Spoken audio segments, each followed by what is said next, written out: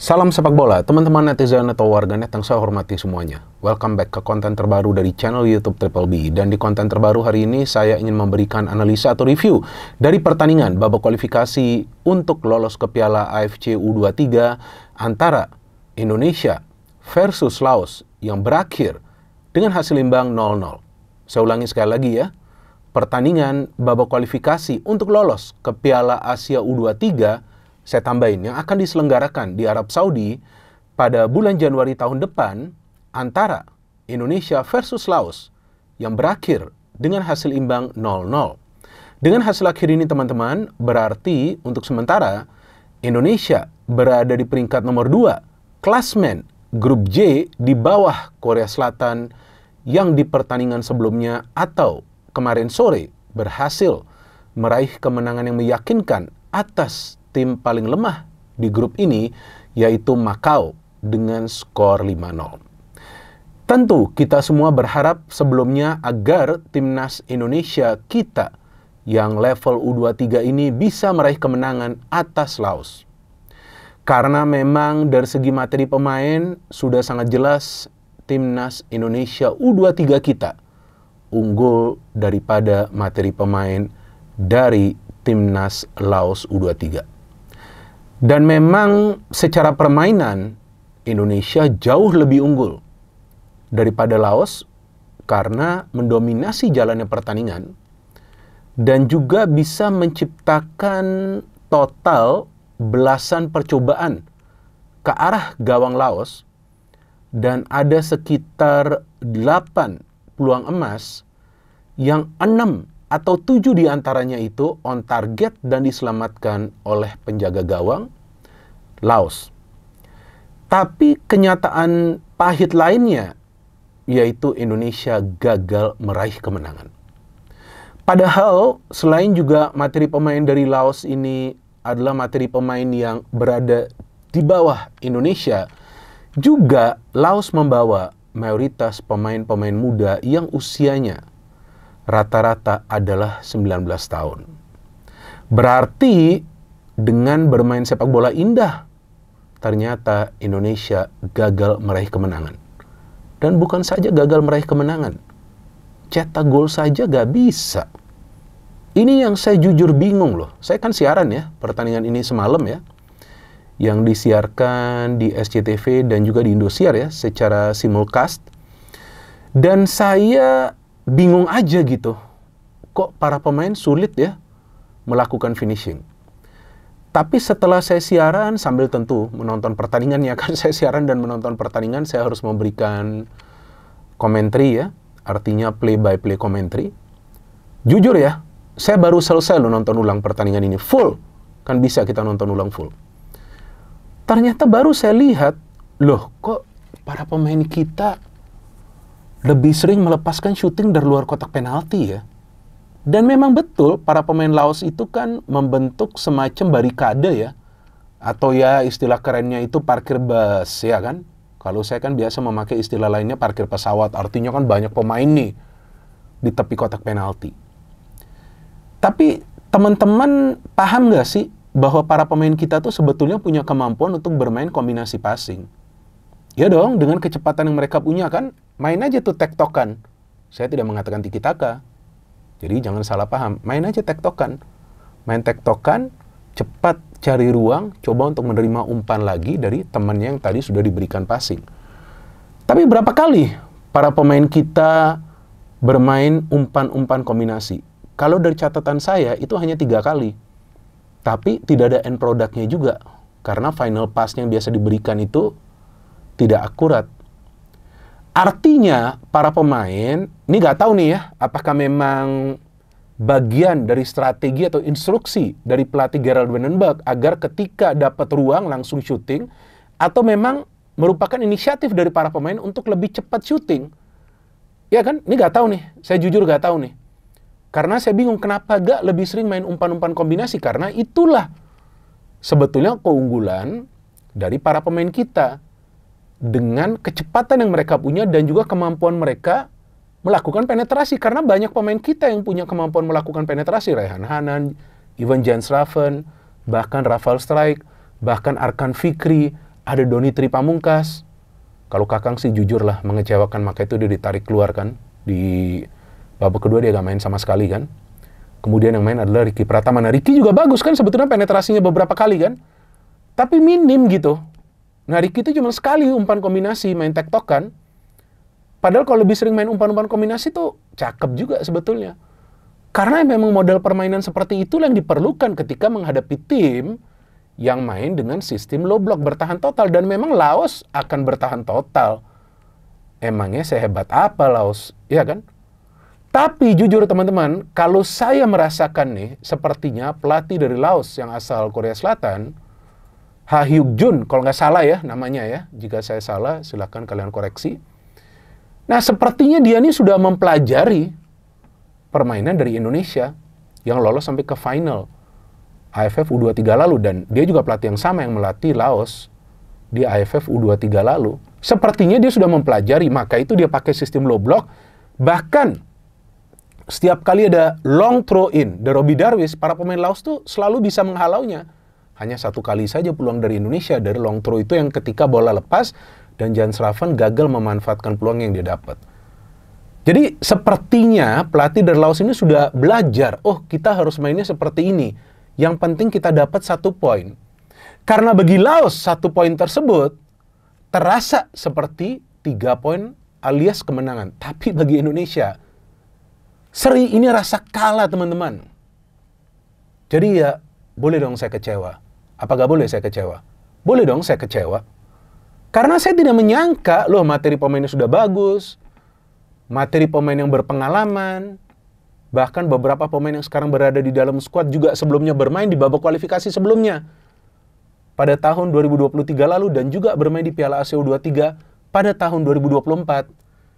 Tapi nggak bisa mencetak gol dan lebih banyak menciptakan peluang atau syuting-syuting dari luar kotak penalti. Apakah itu model permainan dari Indonesia? Kan nggak juga. Bukan berarti dilarang syuting dari luar kotak penalti, nggak. Kenapa nggak mau coba penetrasi? Crossing-crossingnya aja gitu, berapa kali diberikan memang nggak akurat. Artinya lakukanlah itu penetrasi, karena itu kelebihan dari para pemain kita. Maka itu kita lihat Jan Schraven juga tidak banyak mendapatkan bola, karena yang pertama akurasi passingnya nggak bagus, yang kedua umpan terobosan juga nggak banyak dipakai, ya kan? Padahal kalau pakai umpan terobosan itu oke juga bagi Rafael Strike atau Rehan Hanan yang punya kemampuan untuk melakukan pergerakan ke dalam, ya kan? Itu kan dua penyerang sayap tuh. Atau kepada Jan Schraven sekali dia dapat umpan terobosan, ya kan? Jadi memang kalau gak ada yang namanya variasi dalam permainan menghadapi tim yang low block, gimana caranya mau mencetak gol meskipun terlepas dari penampilan bagus. Ya, saya harus jujur. Penampilan bagus, top performa dari penjaga gawang Laos yang melakukan banyak sekali saves. Tapi caranya untuk menjebol gawang mereka adalah dengan menciptakan lebih banyak peluang dari dalam kotak penalti. Tapi berapa kali peluang dari dalam kotak penalti? Yang pertama dari Jan Schraven ketika dia menyisir sektor kanan pertahanan dari Laos. Dia shooting seperti mau memberikan crossing, bisa di-save oleh penjaga gawang Laos. Kali dia dapat bola itu di dalam kotak penalti, shootingannya melenceng, padahal dari jarak dekat. Saya bingung, saya kira itu gol seharusnya. Kemudian Hoki Carak yang masuk di babak kedua menggantikan Jan Schraven mendapatkan umpan terobosan, yang memang itu umpan terobosan itu penting. Tapi dia shooting bisa di-save juga oleh penjaga gawang dari Laos. Jadi hanya 3 dari dalam kotak penalti. Mayoritas lainnya dari long shot. Atau adalah crossing-crossing yang masuk tapi nggak bisa diterima oleh para pemain kita yang menunggu bola di dalam kotak penalti. Jadi ya ini adalah hasil imbang yang sangat mengecewakan bagi saya nggak tahu ya, bagi teman-teman ya. Tapi memang bukan berarti bahwa sudah tertutup peluang bagi Indonesia. Siapa yang ngomong sudah tertutup? Kan masih ada 2 pertandingan. Tapi dengan model permainan seperti yang kita lihat semalam, mungkin lawan Makau bisa menang.